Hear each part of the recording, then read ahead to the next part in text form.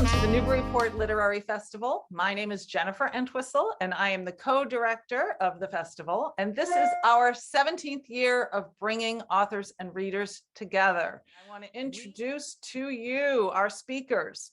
Elizabeth Strout is the #1 New York Times bestselling author of Olive Again, Anything is Possible, winner of the Story Prize, which was the winner of the Story Prize. My name is Lucy Barton, the Burgess Boys, Olive Kitteridge, for which she was awarded the Pulitzer Prize. Abide with me and Amy and Isabel, winner of the Los Angeles Times Art Seidenbaum Award and the Chicago Tribune Heartland Prize. She's also been a finalist for the Penn Faulkner Award and the Orange Prize in London, and she lives in Maine.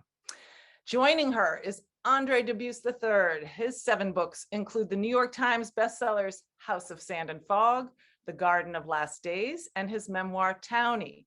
He's been a finalist for the National Book Award and has been awarded a Guggenheim Fellowship, the National Magazine Award for Fiction, 2 Pushcart Prizes, and is a recipient of an American Academy of Arts and Letters Award in Literature. He teaches full-time at the University of Massachusetts Lowell. He lives in Massachusetts with his wife Fontaine, a modern dancer, and their 3 children. Andre and Liz, welcome. Lovely to be here. Thank you so much. Thank you, Jen, so much. Elizabeth Strout, so wonderful to see you again, my friend. I know. I love to see you always, even if it's a costume. Even if it's a screen. All right, let's dive in. I first want to say to, I'm seeing quite a few participants, which is no surprise, Liz. This is national, it's a national holiday. It's Independent Bookstore Day, Indie Bookstore Day. So please, yes, when you go buy Liz's books, don't go to Amazon, go to your local independently owned store. And I want to thank everybody for supporting Lit Festival. Liz, let's dive in. So much to say, and we have so little time in which to say it. Where to begin? I want to begin with William Faulkner. Okay. Quite famously wrote, and of course, Requiem for a Nun. The past is never dead. It's not even past. And exactly. I think it's impossible to read your work, especially, my name is Lucy Barton, and now O. William, and I would say even Anything is Possible, the collection, the gorgeous collection of stories, linked stories, without thinking of that, in the power of the past. Do you want to speak to that? Is this something you think of? Because there's so, O. William is such a meditation on what has come before. As our main character, go ahead. Well, you know, my sense of time, I think, is probably a little bit different from, I mean, I don't know if it's different for most people, but I kind of don't have a sense of time, I guess is what I'm trying to tell you. I mean, I know that days go by and they start and then they end, and I'm always astonished by that, you know, like, wow, another day went by. So I understand that we do have, you know, something that we think of as linear time, but I don't feel that that's exactly how time passes, even though it's hard to say what I do think, because I don't know how to say what I think. Well, we're off to a great start, aren't we? Yeah, it is. Okay. I am totally questions, please. Yeah, I know. No, well, look, one of the many remarkable things about O. William is such a deeply wrought meditation on marriage and aging and men and women and parenthood and love and the legacy of the past on the present. All of that's there. But one of the things that struck me, can I read you the opening of your own sure book, Olive Again? Oh, Olive Again. Listen to this. In the early afternoon on a Saturday in June, Jack Kinnison put on his sunglasses, got into his sports car with the top down, strapped the seatbelt over his shoulder and across his large stomach, and drove to Portland, almost an hour away, to buy a gallon of whiskey rather than bump into Olive Kitteridge at the grocery store here in Crosby, Maine. And it's wonderful. And there's your trademark humor and humanity and gentleness, while also poking fun, but without ever being disrespectful. And it is so different from the tone of the Lucy Barton books. And I wonder if you could speak to that. Yeah. Are you conscious of it? I am conscious of it. And I think that when I wrote My Name is Lucy Barton, that was a very distinct voice that came to me. And because I ordinarily don't write in first person, except for the prologue to The Burgess Boys, which nobody ever remembers was even there. But except for that, I don't generally write in first person. And when Lucy Barton's voice came to me, it was very, very distinct. And I thought, oh, I have to pay attention to this. So it was trying to capture her voice always. So with Lucy Barton, it's her voice that leads me on.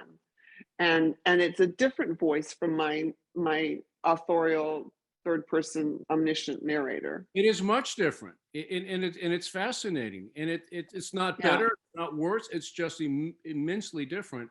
Yeah. Liz, do you remember that moment when Lucy's voice came to you for the first time? You know, I can remember where, no, I remember producing a few pages and somehow my editor saw it and she loved it. And I don't think I would have continued on and I don't usually show her anything. I didn't show her, she's passed away, but I never showed her anything. So I don't even know what sort of, unconscious mistake that was to attach it to some email, but she really loved it and she encouraged me. And I really believe that without her encouragement, I probably would have shied away from it. Oh, God bless your editor. Yeah. Yeah. And I know you lost her. I'm sorry. Yeah. I just learned the spark of O. William. Can you share it with everybody? Well, O. William, O. William, I mean, I very deliberately stayed away from her marriage in My Name is Lucy Barton. She says to the reader, I'm not going to talk about that, meaning the marriage. And then I realized, okay. So, and then when Laura Linney was playing the role of Lucy Barton on Broadway and also in London, I went to some rehearsals with her and she murmured something about William and put her glasses up on top of her head. And that's when I thought, oh, William. And I just sort of saw it and I thought, oh, he's got his own story, of course, because everybody does. And I literally saw, oh, William. And then I realized, oh, that's the perfect title because it can be said in so many different ways, oh, William, oh, William, So, but that's what happened. It just blossomed from one gesture. How long after that moment, Liz, did you begin to compose? Well, I was finishing up Olive again, and yet I began rather soon to compose it. And then my husband, Jim, and I took a trip, exactly the same trip that Lucy and William take. We flew from New York to Bangor, which is where I live in Maine now, but we don't usually fly in Bangor, we fly into Portland. So we actually flew to Bangor and rented a car and did that whole trip up there, because it's true that there used to be prisoners of war from Germany up in that area. So we went up there and did the research, or whatever you want to call it. Research sounds so researchy, but it was fun. Did you know you were doing research? Was it conscious or was that? Oh yeah, I knew I was going to write the book. Yeah. Okay. Yeah. Do you tend to need time, Liz, between when you feel sort of pregnant with a story and when you actually begin to build it? Or does because it sounds like this one came fairly quickly after the conception. It seems to me that it sort of fell out, but then I find old rough drafts and I realize, oh, it didn't actually fall out. There are many different. It never does it? No, but in my mind, in my postpartum mind, it seemed to have sort of slipped out, but it didn't. In fact, there were many different beginnings and stuff like that. But once I had the idea to tell William's story, because I also realized it's already in My Name is Lucy Barton. I had already planted the seeds. We knew that William's father had been a POW from Germany. So we knew that. We knew that William's mother-in-law introduced her by saying, "This is Lucy, she comes from nothing." So I realized, oh, it's all right there. It was so exciting for me. Is that all you need? Is really just a handhold, one here and one here to begin to climb? Yeah, Is just a couple of just concrete points that are true? right. I mean, as long as I feel like I have the heartbeat, that's the only word I can think of. As long as there's a heartbeat to what I'm thinking about and what I'm sketching out, then I'm okay, and then I can continue on. But I've worked long enough now to know that if there's anything that's slightly dead, then let's not do it. But with William, I felt that heartbeat. Have you had that, and it's a horrible moment for any writer, probably any creative artist, where you sense that you did have a heartbeat, and then much like, God forbid, in a real miscarriage, it's not there anymore. Have you had a lot of those experiences over your writing life? Um, yes, I have. It's Yes, I have. terrible, isn't it? It's terrible. It's a very bad day at work when that happens. It's really very large, the feelings of inner despair when that happens. Yeah. Have you been able to, I know that a lot of writers have, it's happened to me a couple of times, where you can still, though, put it on the back burner, and this is where the miscarriage metaphor falls apart terribly. It can actually come back to life in a different way and in a Yeah. different direction. Yeah, is that exactly. That happens not infrequently. And it probably won't happen until I've forgotten about it. And then all of a sudden I'll be writing something else and I'll realize, oh, now we've got it. Come on back. Yeah, forgetting's important, isn't it? And you Yeah, need to it forget is. how much it hurt. Yeah, I know you really do. Yeah. Liz, how about can you treat us to a brief reading from your wonderful O. William? Okay, just the first page and a half here. Okay, this is how the book begins. I would like to say a few things about my first husband, William. William has lately been through some very sad events. Many of us have, but I would like to mention them. It feels almost a compulsion. He's 71 years old now. My second husband, David, died last year, and in my grief for him, I have felt grief for William as well. Grief is such a solitary thing. This is the terror of it, I think. It is like sliding down the outside of a really long glass window while nobody sees you. But it is William I want to speak of here. His name is William Gerhardt, and when we married, I took his last name, even though at the time it was not fashionable to do so. My college roommate said, Lucy, you're taking his name? I thought you were a feminist. And I told her that I did not care about being a feminist. I told her I did not want to be me anymore. At that time, I felt that I was tired of being me. I had spent my whole life not wanting to be me. This is what I thought then. And so I took his name and became Lucy Gerhardt for 11 years, but it did not ever feel right to me. And almost immediately after William's mother died, I went to the motor vehicle place to get my own name back on my driver's license, even though it was more difficult than I had thought it would be. I had to go back and bring in some court documents, but I did. I became Lucy Barton again. We were married for almost 20 years before I left him, and we have 2 daughters, and we have been friendly for a long time now. How, I'm not sure exactly. There are many terrible stories of divorce, but except for the separation itself, ours is not one of them. Sometimes I thought I would die from the pain of our separating and the pain it caused my girls, but I did not die, and I am here, and so is William. Because I am a novelist, I have to write this almost like a novel, but it is true as I can make it. And I want to say, oh, it is difficult to know what to say. But when I report something about William, it is because he told it to me or because I saw it with my own eyes. So I will start this story when William was 69 years old, which is less than 2 years ago now.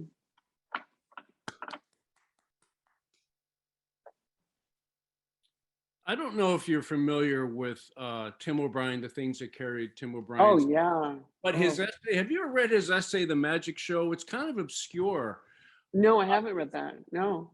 I highly recommend it. And you certainly don't need it, but I give it to writers who are wrestling with character and how to put character on the page. And O'Brien says, I think the most brilliant thing about characterization I've ever read. He said that successful characterization on the page is not a pinning down process where you nail the character.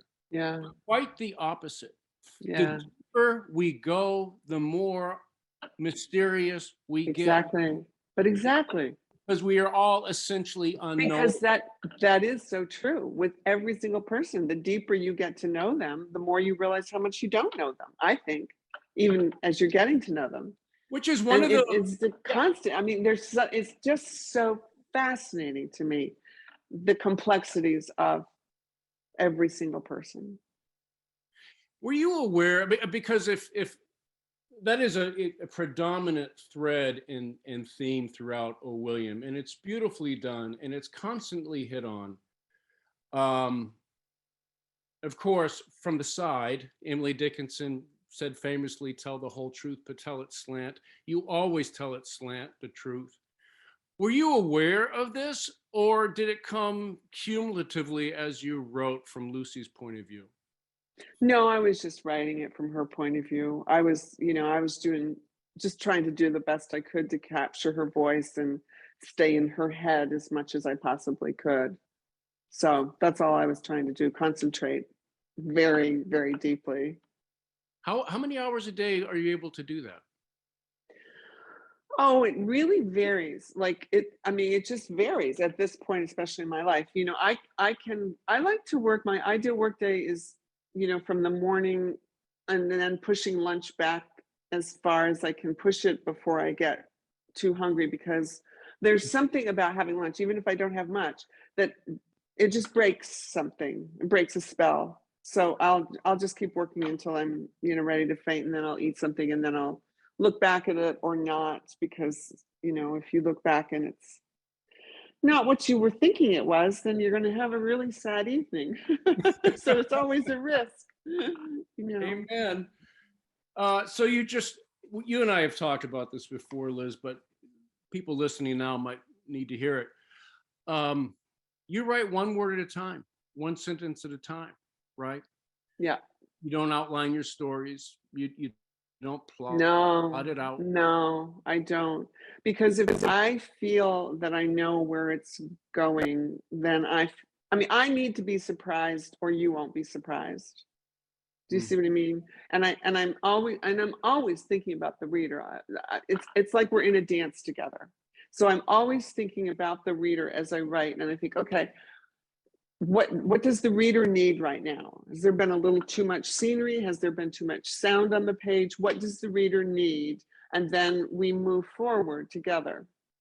I think that is so wonderful. And I quote you, we had a conversation about Olive again a while ago, and you had said, sometimes I do a landscape description just to give the reader a break. Yeah, but it's true. That never occurred to me. That's brilliant. Yeah, because you have to be both reader and writer at the same time, and there are two very different people. And yet, is it not a balance, right? You don't. Like Hemingway famously said, writing is easy until you think of the reader, right?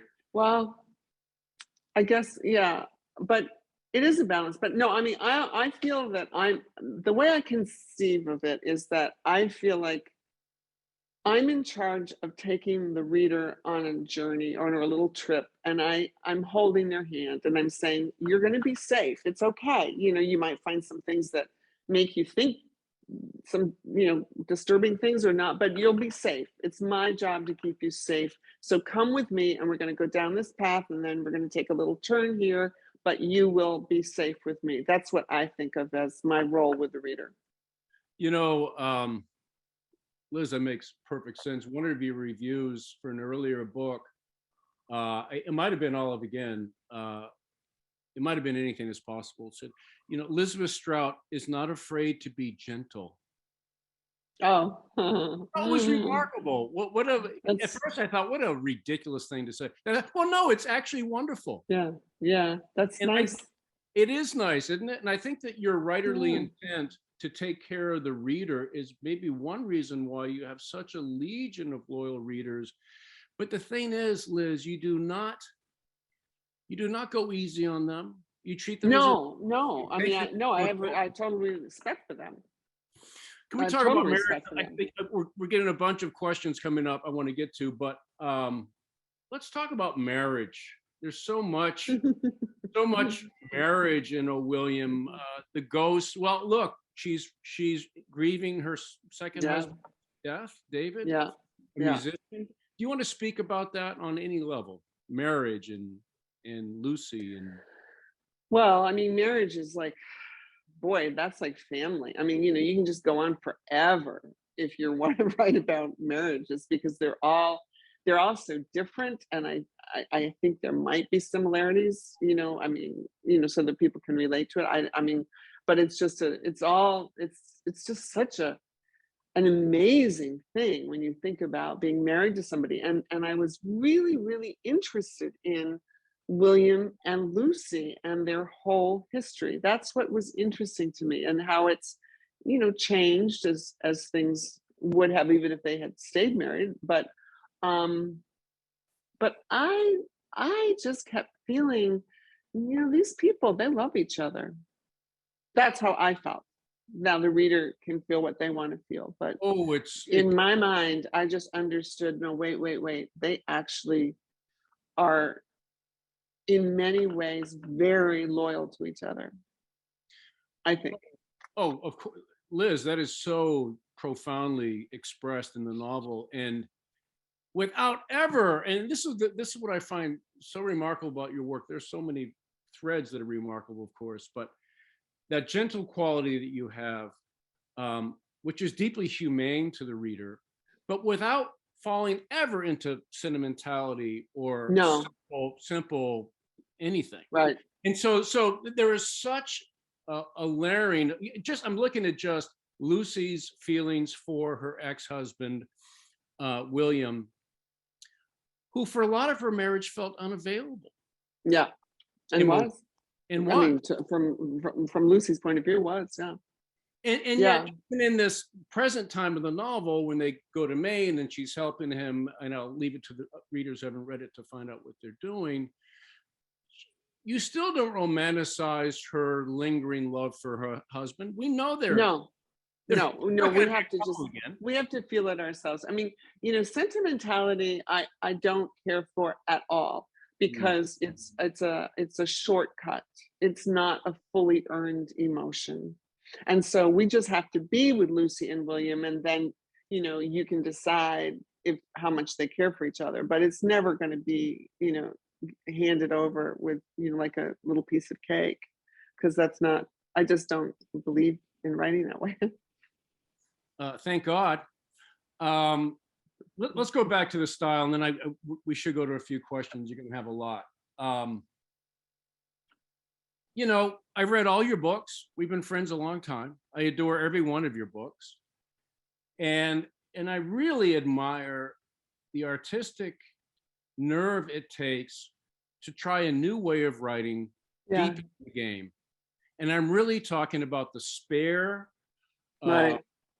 Almost like, you're a master symphony, and you played all these instruments, and now you're playing a violin, or a piano, and it's working. Do you want to speak to how that feels? What are your thoughts about it? It feels a little scary at this point in my career, because I do realize, wow, I sort of stumbled across this voice, is what I think of Lucy as, and so it gives me pause, and but I do it. So are you surprised at the power that it has been able to yield, with so much air between the words? And I have been, and yet excuse me, go ahead. I mean, but that is her voice, and I think because her voice is an honest voice, that's why people can respond to it. Like, I've heard people joking that, if she's a writer, why can't she write better? But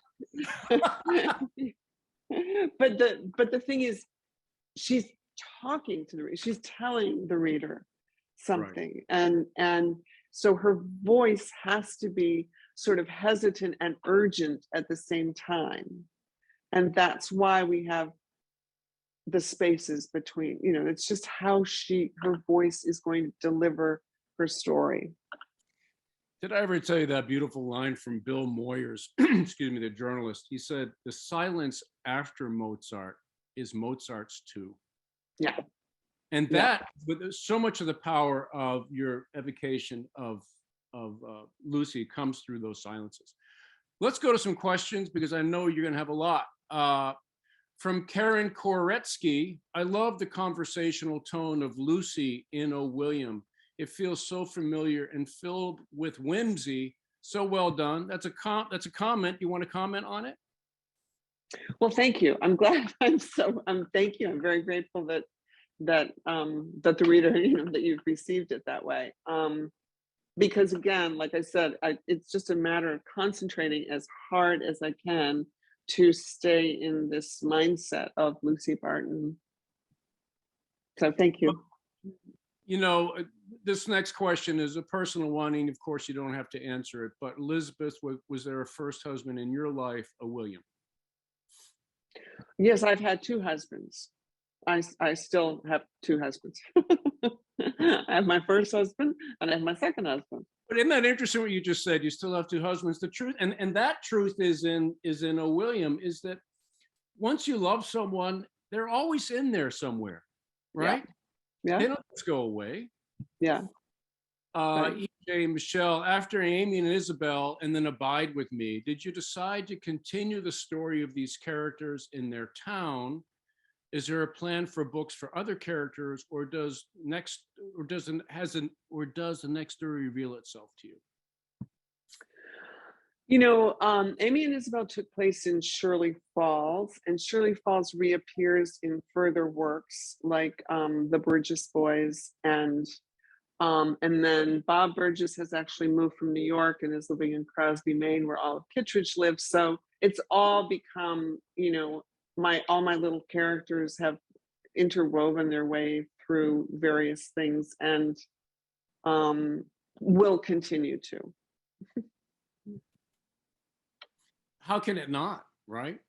Yeah, I mean, this is from Christian Jacobs. What classic writers, although that I'm curious who he considers classic, but what classic writers influenced you and your writing style? I read Tolstoy, at a rather young age, and then I kept rereading him. I was so excited to discover Tolstoy, and actually all the Russians, frankly, Turgenev. I mean, just all of them. I was so excited to read them and to reread them, and that was a very big part of my young reading experience. And then Virginia Woolf and Edith Wharton and Alice Munro and William Trevor, the short story writer and novelist. He's just, they all gave me something. Oscar Huelos, Cuban American writer. I learned so much from reading his work. Mm-hmm. So many people. Patty Smith comments, I was always taught to go to the Russians to learn character. Interesting. Yeah. Liz, I read an interview recently that, and I think I knew this already about you, that so your dad taught at UNH, your mom was an English teacher, right? And you grew up in a house full of books, but at a very young age, you decided that kids' books were not remotely as interesting as grown-up books. And right. Frankly, adult life was far more interesting than childhood. That's right.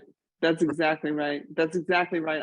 I have almost no memories of reading children's book, although I do have a couple of memories, but I do remember, I think I was probably 7 years old when I read Pigeon Feathers by John Updike, because it was sitting there on the coffee table. You read that at 7 years old? Yes, I did. And that's when I realized, oh, something's going on in the grown-up world. That's all I could sort of understand at the age of 7, but I understood that being a child was not where it was at.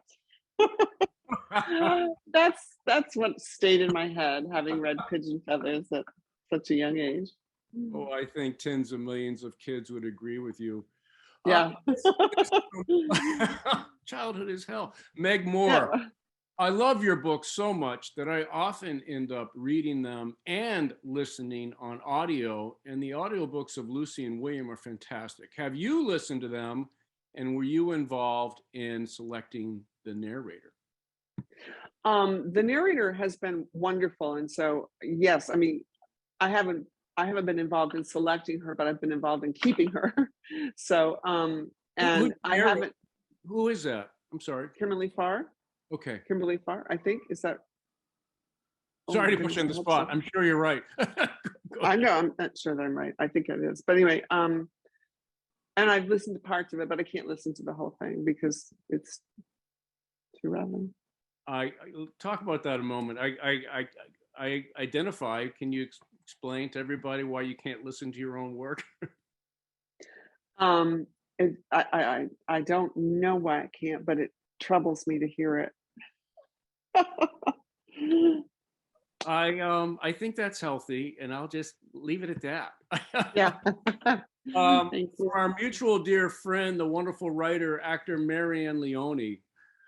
Hi, Elizabeth. We both owe William and kept rereading it.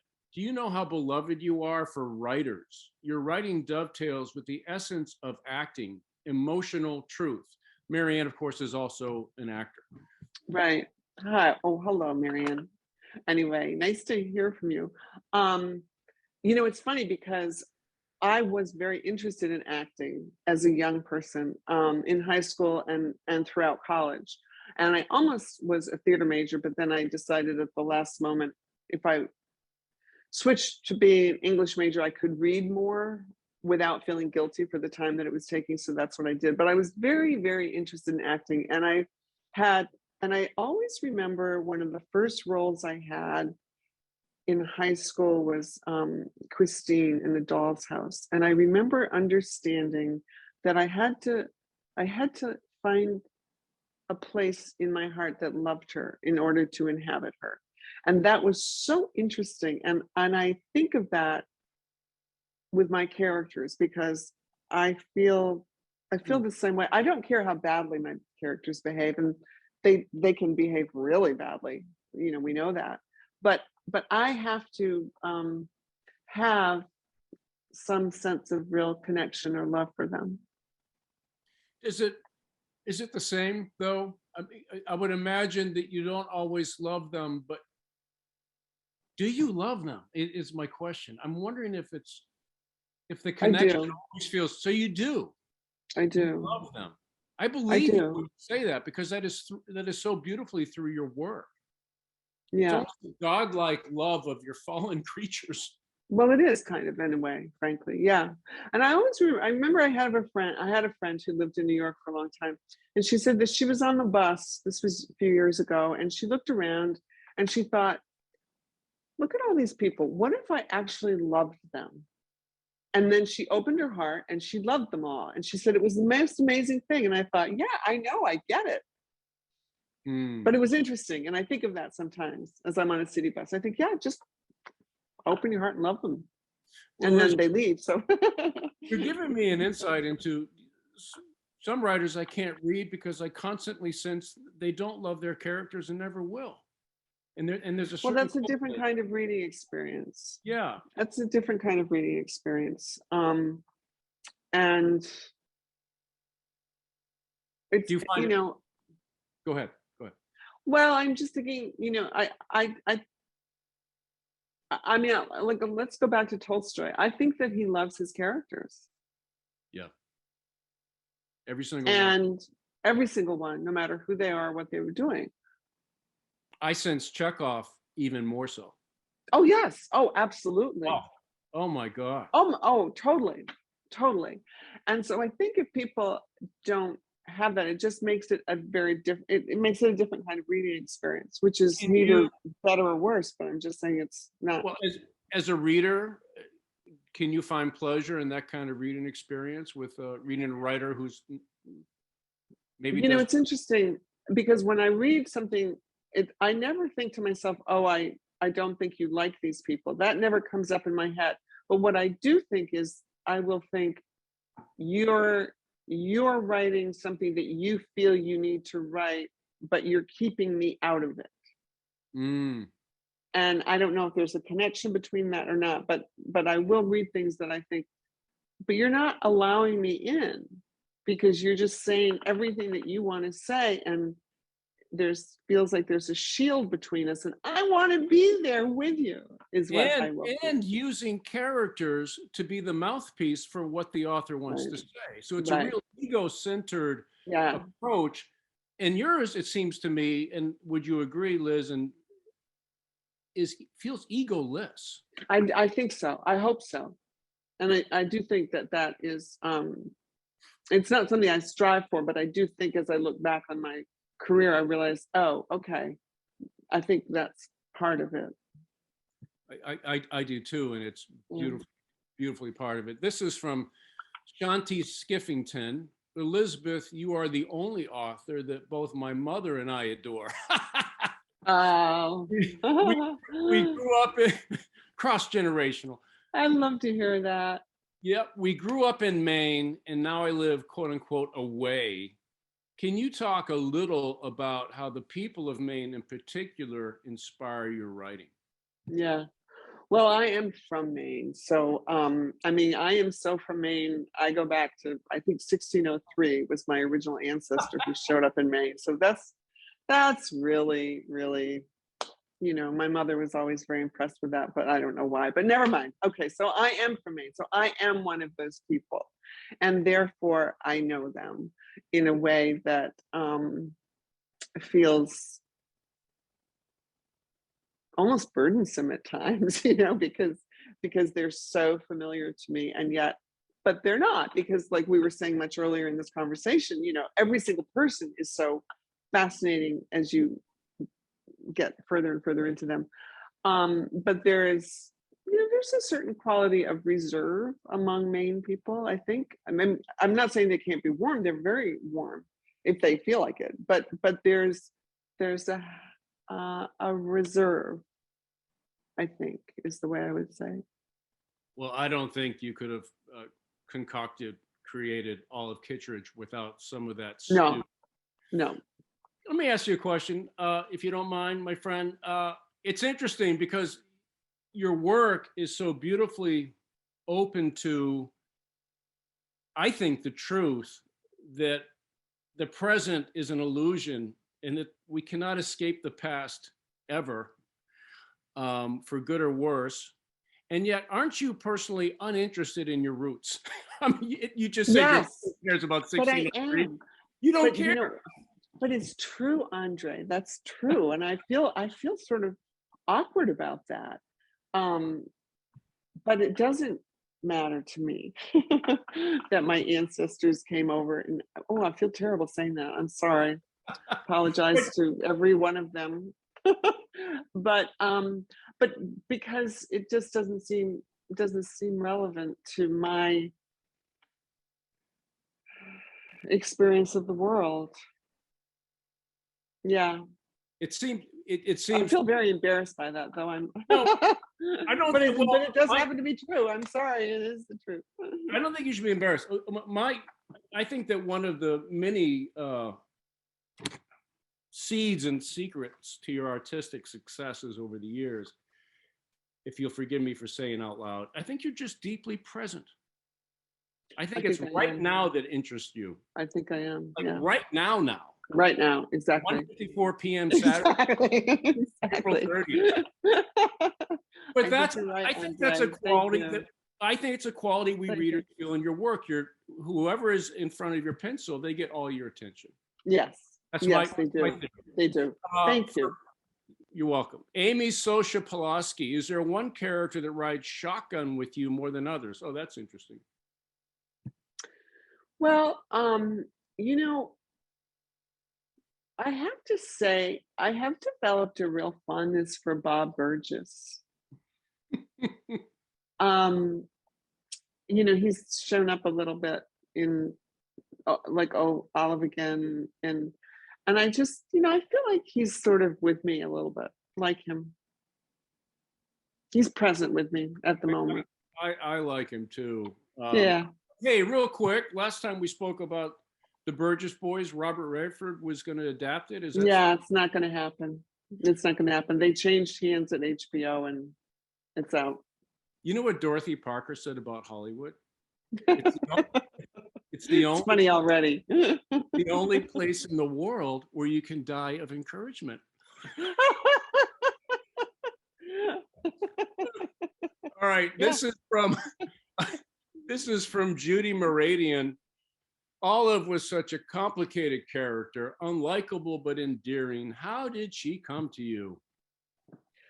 You know, she just showed up. I mean, I was either loading the dishwasher or unloading the dishwasher, but I was doing something with that dishwasher. And I just realized I could almost feel this large woman's presence behind me. I knew that there wasn't such a person in the room. I'm not psychotic, but I mean, I'm just saying, you know, I want to make sure that we all understand that. But I really, all of a sudden, I just felt this presence, and I heard in my head her saying, and I understood she was standing by a picnic table, and I heard her say in her head, it was high time everyone left.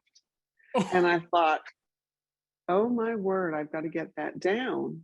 So I did. I went and I wrote it down, and that became the first story of Olive, which is not the first one in the book, but when her son's getting married. And I just saw her and I realized, oh yeah.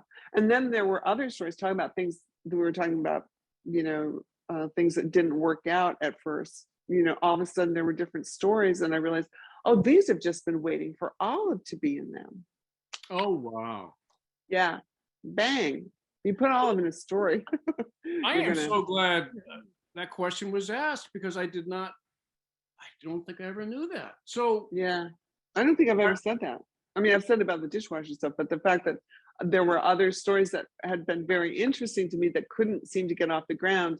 And then I realized they needed Olive, and that was it. I know our time is winding down, sadly, but Liz, can we address that a little bit? There's this whole notion of, I'm talking about the creative process, because for those who have not tried their hand at fiction, it sounds weird. It is weird. Kind of Ouija board weird. And yet, it is. I think for actors, for musicians, for painters, dancers, I think for all sorts of artists, what you just described, feeling the presence of a large woman and hearing her say something while you're at the dishes, is not unusual at all. And it makes me think of a wonderful line from D.H. Lawrence. It is not I who writes, but the wind that blows through me. Okay, yeah. Isn't that gorgeous? It's perfect. It's absolutely perfect, actually. I mean, I can just say it's perfect, because it is really like, it is the wind that blows through me. And my job is to just be available for it. That's the key, is that I need to be available, and I need to recognize, oh, I need to get that down. Who knows where it came from, but it showed up. And so my job is to take care of it right away and get it down, and it will have that heartbeat. I'm imagining, we haven't ever talked about this, but I'm imagining there are moments where the conduit feels stopped up. What do you do when you feel as if there's a blockage or something's not coming? You know, I just always keep writing. I've never had writer's block, because what my writer's block is to just keep writing badly. Yep. And then eventually a good sentence will show up. Which, by the way, is a hallmark of being egoless. Because, interesting. Right, you have to give yourself permission to write badly to chisel your way through. Yeah, but I think that's a lot what I of people do. understandably don't. It's too hard to endure seeing yourself as writing badly. And so they don't. I'm used to it. I'm pretty used to it. Lord knows I'm used to it. I don't know if you are. No, I am so used to that. I've been doing it since I was about 4. Well, from the oysters come the pearls, my friend. Let me give one last moment. I know we're running out of time. We see Jen here from Karen Watkins. Regarding writers who do not love their characters, so book not successful, fascinating way to frame, love to learn, even one author or book that both of you felt was not readable. Oh, I can't do that out loud. I can't either. I'm so sorry. Not loving their characters. I can't out anybody. I can't either. I'm so sorry. It's a very legitimate question, but I just can't ever say something bad about a writer. I can't either. And I think I know why you can't, but I don't want to assume. Why can't you? Well, because they're trying. They're doing the best they can, I think. It's really hard to write a book. It's very hard to write a book. And I don't want to. So you're not one of these writers who would write a bad review of a fellow writer in the New York Times? Never. I don't write reviews. Can't do it. No. Elizabeth Strout, Jennifer's looking at me. What a wonderful conversation. It's wonderful. Always lovely to talk with you, Andre. Likewise. And this is such a beautiful poem of a book. Everybody go buy 10 copies each. Thank you, Andre. Thank you so much. Andre and Liz, thank you so much for joining us. You are festival favorites, as everybody in the chat has been saying. This has been a fantastic session. I so appreciate your time. Thank you so much for being here. Thank you. And everyone in the audience, thank you for joining us and chiming in. It was great to have so many questions. So have a great afternoon. Peace and love. Viva Ukraine. Thank you. Thank you so much. Mwah.